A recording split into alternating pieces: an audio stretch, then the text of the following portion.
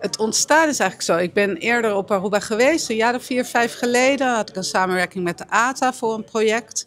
En toen was me opgevallen dat het erfgoed weinig aandacht kreeg op Aruba. En ik heb een warm hart voor erfgoed altijd al. Dus toen ik terug was, had ik met Charmin de Vries, die werkte destijds voor de ATA, had ik het daarover. En ik had een project in mijn hoofd. En dat is Vier het erfgoed, hè? Lang leven het erfgoed. Charmin heeft me voorgesteld aan Anne. En Anne is de directeur van Monumentenfonds Aruba. En we hebben een ontmoeting gehad samen en zijn gaan brainstormen. En daaruit is een plan ontstaan wat ik heb uitgeschreven. En toen hebben we een aanvraag gedaan bij het Cultuurfonds in Nederland hier. En dat gekregen.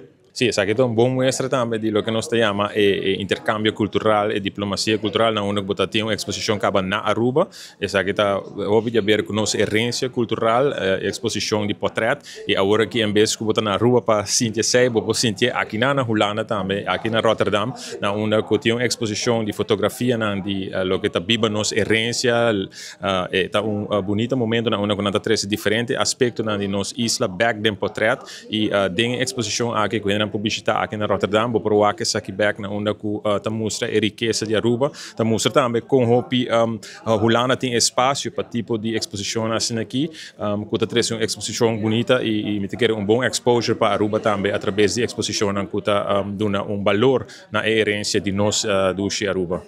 Quizás por mesa mira coisas que eu não conhecia, pero que tem valor.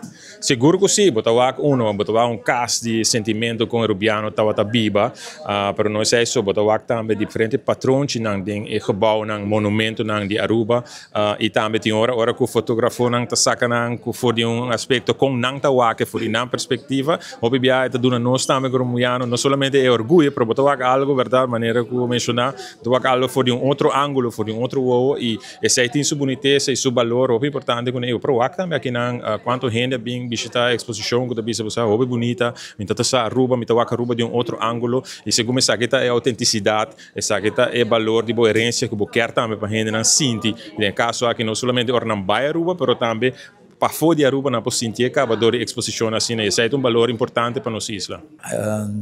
Het is heel leuk, want ik maak deze foto's nu 2 keer mee.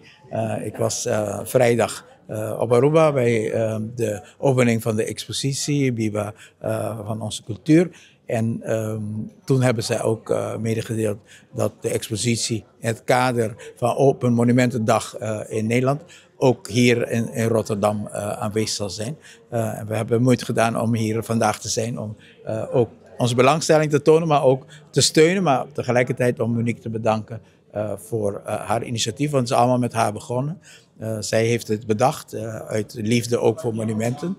En wat ik haar kan meedelen, dat ook het accent die gelegd werd met haar missie voor monumenten, ligt ook nauw aan ons hart.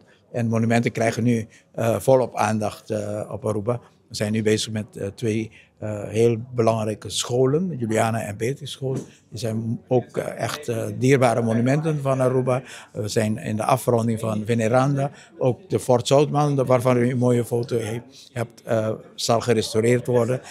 En in San Nicolaas, waarvan u een paar mooie foto's hebt van huisjes. In de Bernhardstraat gaan wij ook werken aan de restauratie van een paar typisch folklorische Caribische woningen. Dus, en krijgen ze dan ook erfgoedstatus daar? Ja, ze krijgen bijvoorbeeld de Emmanuel, die krijgt binnenkort ook zo een zegel van dit is een monument.